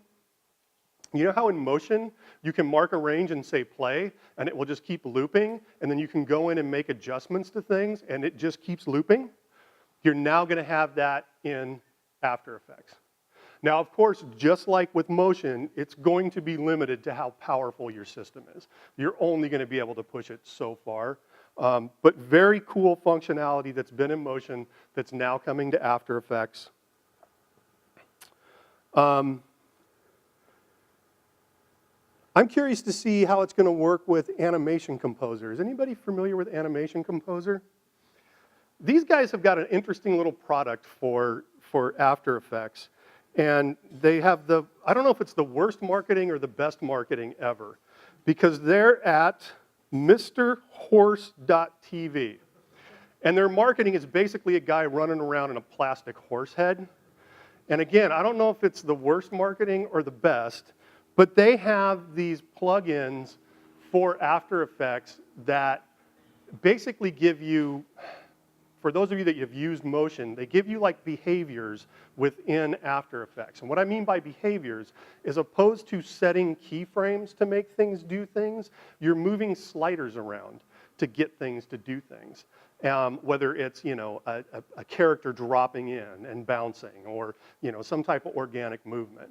So those guys, those plugins, in conjunction with this unlimited playback or unlimited preview, or uninterrupted preview, I think is going to be a pretty cool little functionality inside of After Effects. Face tracking. They added this technology called face tracking, and you basically can go in, draw a mask around the face, and then it will just snap to the face. And it will stay tracked on that face. And there's multiple levels that you can do. One is just that mask, and the other, as you'll see in this, these dots that, recognize the eyes, the nose, the mouth, the eyebrows. And you don't just have to use faces with this. You can do it on other objects as well. It's optimized and designed for the human face, but you can use it on other things. So, and then the question becomes, well, why would you want this? Well, start thinking about how you can use this for something like color correction, right? If you just want to pop somebody's face, you know, you can track that out, mask it out, and now you're just affecting the face. They showed a kind of goofy little demo where they were putting like masks on people. And I was amazed at how well they tracked. I don't know how often you need to put masks on people in your videos, but if you do, this stuff works. Apple Pro Apps. No, Apple wasn't at NAB. They don't do NAB anymore. But they did release a new version of Final Cut 10 on Monday. Those of you that know me know that I love Final Cut 10, so that's why I had to put this in there. But I'm not sure I loved this release. The big thing that they touted was 3D text. How often do I use 3D text? Not that often, right? It's kind of like going, here's a tuxedo that's full of LED lights. Yeah, I might use that once a year at a holiday party. What I really need is like a new pair of jeans and a flannel shirt.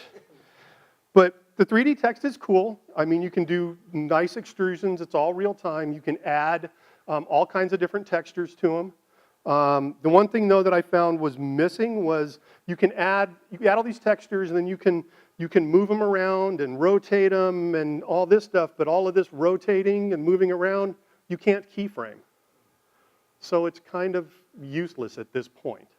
without having to without having to keyframe it. I've heard that Ripple Training released some plugins that allow you to do that kind of stuff.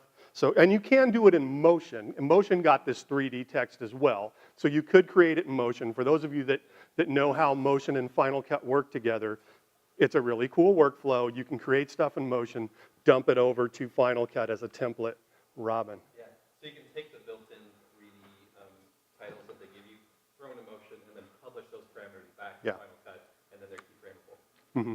So just a little bit of a round trip, and then you've got it as an effect you can use going forward. Over and over and over again. Yeah. Smart collections at the library level. So if you're the type of editor that organizes with a lot of events, kind of the hierarchy in Final Cut 10 for organization is library, events, keywords. And if you're the type of editor that uses events a lot to organize things, like for instance, some feature guys I know will do all of their scenes in a separate event. Now if you create a not a keyword collection, but a smart collection at the library level, it will search through all of those events. So it gives you the ability to kind of push down through all the events and find things. What else do we got here? Draw masks. So you can now literally draw a mask around something and all of those points are keyframeable. Again, this is the kind of stuff that could be really, really helpful in color correction. And you can apply those masks to any effect. Multiple scope layout, so now you can have, you know, a 4-up of a bunch of different scopes, or a 2-up or a 3-up. New import window that kind of puts, it takes all of the importing functionality, puts it on one window. It used to be you would go and say, I'm going to import this footage. It said, okay, great. You said go, and then it took you to a second window that had all of that stuff on the right. So now it's just into one window. Storage. Interesting things in storage. How many of you guys have used the LaCie rugged drives? I love those things. You can bounce them off a wall and everything, and it's fine. I mean, I've dropped those things off tables, all kinds of stuff. I love those things. They're releasing a RAID. It's the same rugged design, but it's got 2 drives in it instead of 1, so it's 4 terabytes of storage. You can either do a RAID 0, which I call Scary RAID, or you can do a RAID 1, which is going to RAID 1 will basically make it a 2 terabyte because it's going to store the other 2 as a backup of what's on the first one. It's Thunderbolt and USB 3, so that one's kind of cool. And then G Technology, not to be outdone, but actually they were a little bit outdone. They came up with their kind of solution for it, for a rugged drive. And they have 2 versions of it. They have the EV Raw, which is the one you see on top. And then they have the EV ATC, which is the one on the bottom. They both go up to 1 terabyte. The Raw only has USB 3. The ATC is Thunderbolt. And the ATC, which is the one on the bottom, also has a waterproof case. So you can drop it in water and you'll be fine. And it floats, so it's not going to sink to the bottom. Both can also be used with their G-Dock system, so you can basically pull the drive out, drop it into a G-Dock, and then the G-Dock, even though the EV Raw doesn't have Thunderbolt, when you drop it into that G-Dock, the G-Dock's Thunderbolt. So that's the Thunderbolt solution for that. Actually, before I go on to this, I forgot to put this in my presentation, and I need to tell you about this. Resolve. Resolve is getting really, really interesting. They're adding some very, very cool editing capabilities to Resolve. And it's they're almost doing a mashup of bins and keywords when it comes to organizing footage. It's like they're taking a little bit of the best of both worlds. So you can organize in bins, but you can also create smart collections based upon keywords that you've applied to clips. It just gives you that next level of organization. And any of you that have talked to me about editing in the past know that I love organization. My desktop, physical desktop, is a friggin' mess. but my footage is organized beyond belief because I hate having to look for a piece of footage because it totally kills my workflow.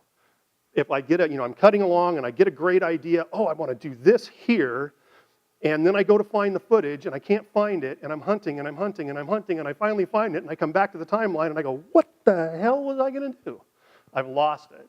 So to organize my footage is just a godsend to me. So to have that new multiple levels, to do it kind of the Premiere or Avid way and the Final Cut 10 way, all mixed into one, kind of cool. They also added multicam editing to it, and it looked like pretty robust multicam editing. So they're kind of a dark horse, and they're making up ground, man. And then to have that also in the same application that you can do your color correction in. They've got some fairly robust audio editing tools. It's not a Logic, it's not a Pro Tools, but it's still pretty robust. And for me, having all of those capabilities in an edit system is the end game for me. Because I don't want to do conforming and round-tripping to third-party applications. Not because that's not a great way to get things done, but because I deal mostly in corporate, just like most of everybody in San Diego deals in corporate. And when it comes to going out to other applications for color correction or audio sweetening, you need this one magic thing, and that's called picture lock. And in corporate, that is a mythical beast with a unicorn horn that lives in some land of leprechauns, right? I mean, we don't get it. I did a job for Qualcomm earlier in this year that was going to a trade show in Spain, and I was getting panicked phone calls at 3 o'clock in the morning from Spain because they needed to change something. So there is no picture lock. So if I can do it all in one application, thank you. Give me that application. And I don't know, Resolve's kind of making a move on that. Mike? Mm-hmm. Also, the Resolve on the deliver page for the Pro Tools fans, there's a preset that'll kick out a reference picture and all your stems Yep. automatically to Pro Tools. Yep, straight out to Pro Tools. Yeah. Resolve's interesting, man.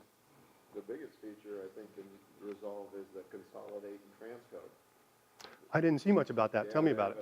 Well, I just saw a little, they didn't, but the biggest thing for me not using Resolve as an editing tool is, there's a lot of formats that you couldn't bring in. I mean, just Right. audio, you couldn't take an MP3 audio. Right. You have scratch tracks or whatever. So now it'll transcode a lot of that stuff. It didn't say exactly what it would transcode, but and then it would consolidate too. So if you have how Final Cut takes all your media if you want to do it. Right. You send an XML over to Resolve, and it'll just give you the media that you need. Cool. So it'll just do if it was just the media on the timeline, it'll just pull that. Yeah, just pull that. Cool. Chop it all up. Yeah, Resolve is, keep your eye on Resolve, man. It's going to be interesting to see what they do. Monitors. This was probably the coolest monitor. Keep your eye on these people too. EIZO. EIZO. They had monitors. They had a 4K 24-inch monitor, built-in color calibration. You push a button, this little sensor comes down off the top of it. It calibrates itself. You don't have to worry about it. And it has display port and HDMI out, $2,500. That floored me. They had a larger one. I can't remember the exact size. It was pretty big, and that was going to be about $6,000. But to be honest with you, I can't put something this large on my edit desk. I need something around 24 inches. It's kind of a sweet spot. So keep your eye on EIZO. Those guys, it's interesting technology. This is the most exciting thing that I saw at NAB. We were talking earlier about larger and larger resolutions. Everybody's chasing the bigger resolution, right? First it was 2K, now it's 4K, now people are showing 6K. For you camera nerds, that's the greatest thing in the world, man.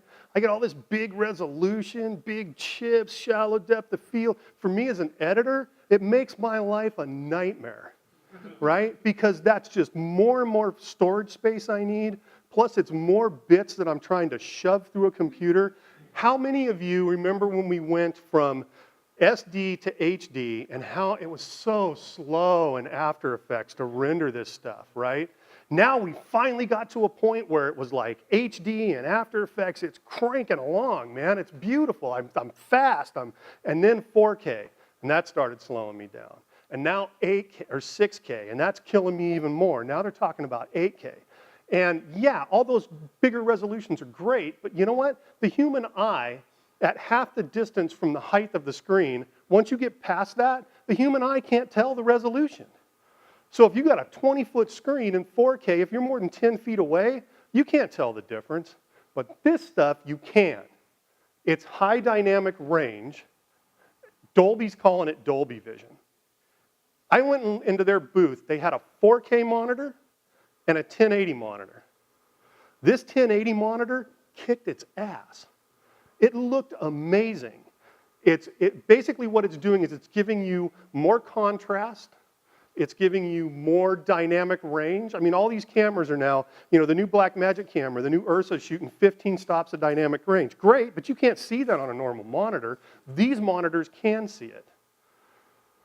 And it looks beautiful.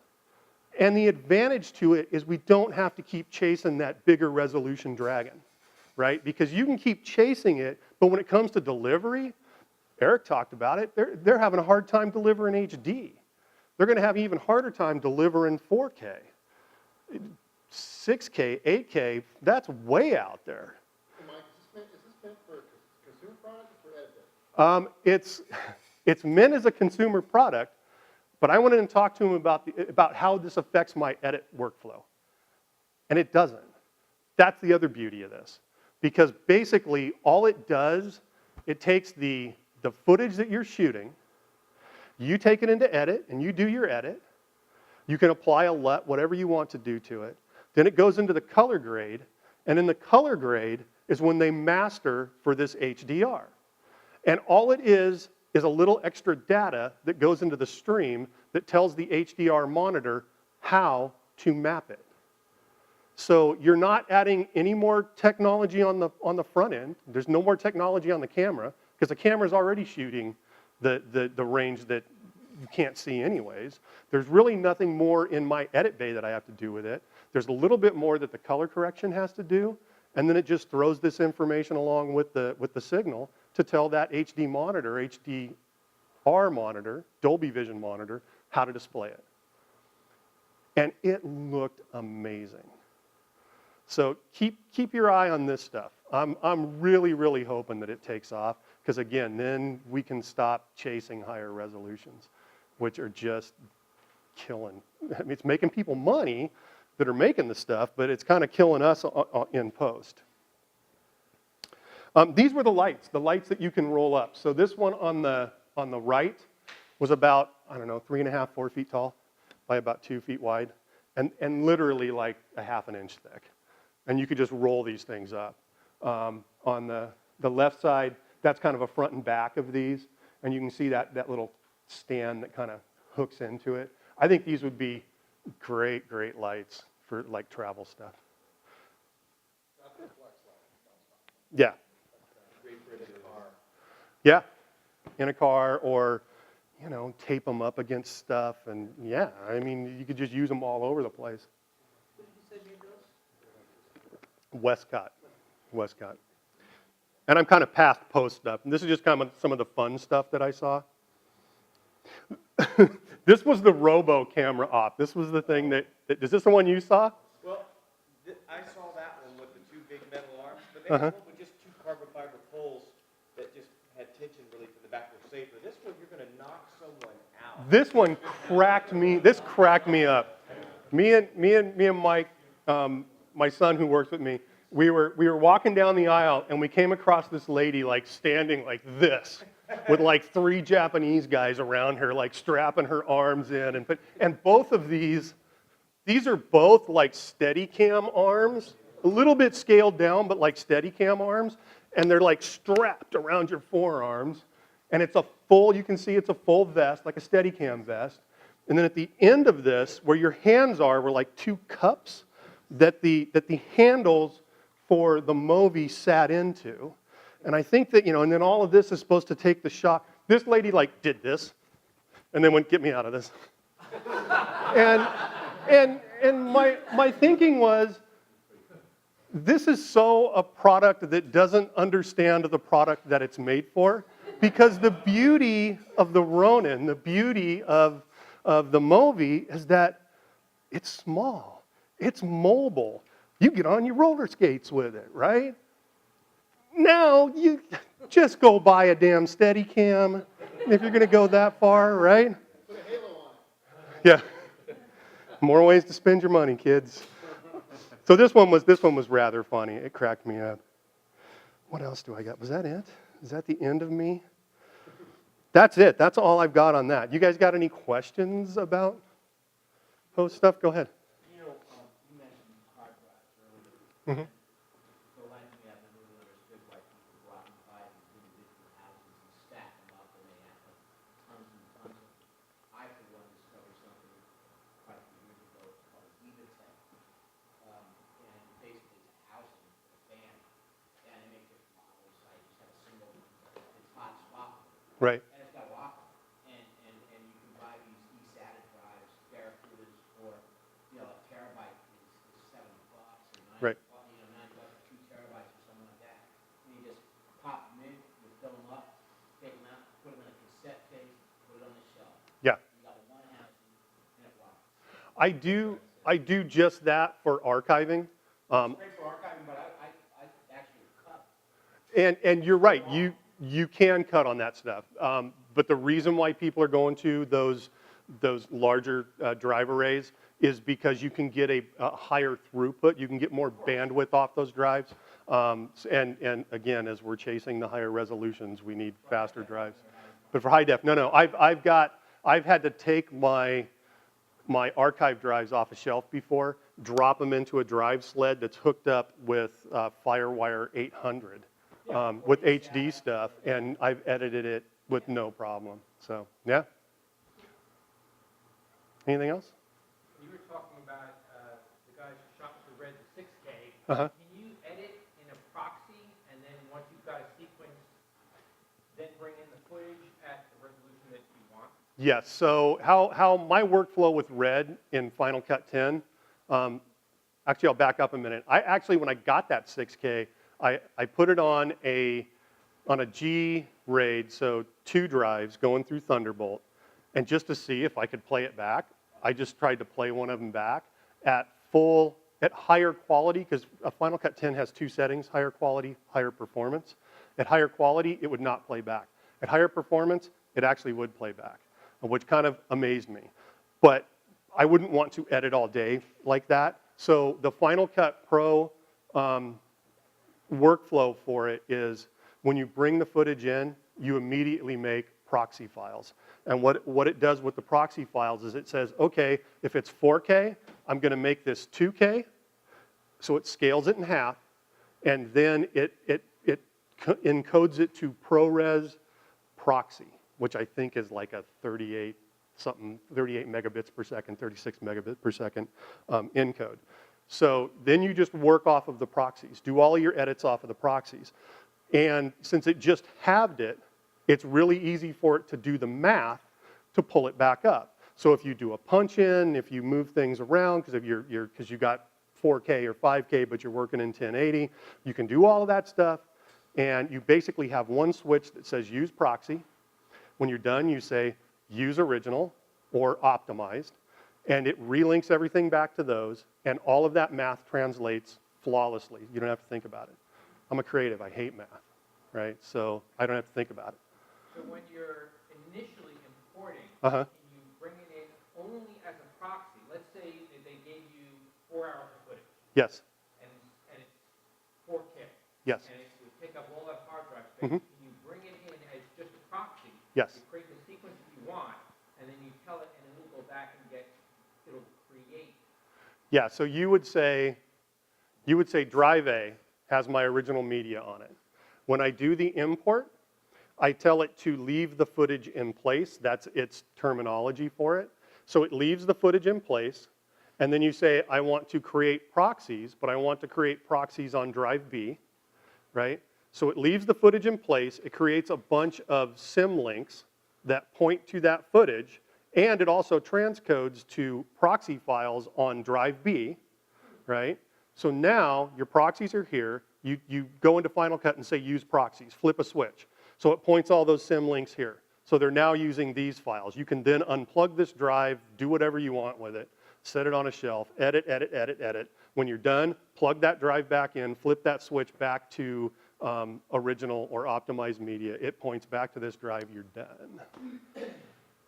As we're getting these larger and larger resolutions, it's like we're going backwards in history for post-production. We're now starting to go back to offline, online, right? We had gotten away from that world, but we're now starting to go back to that world.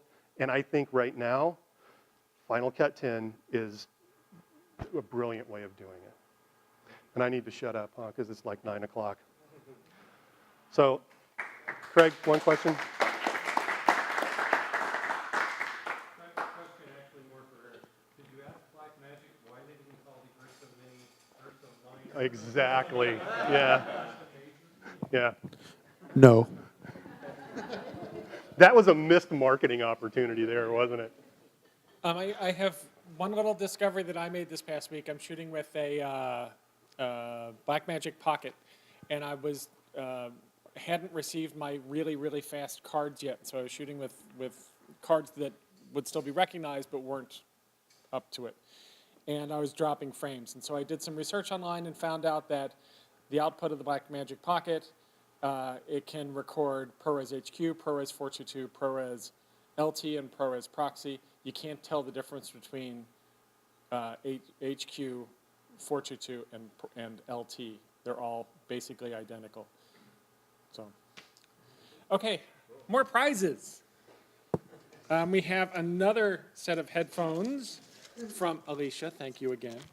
It's awesome of you to bring those. And a rip tie. And the number is 696-694. Yay! Yeah, I got it. Here you go, Greg. Zip tie your headphones. Okay, another set of headphones and another set of zip ties. 696-698.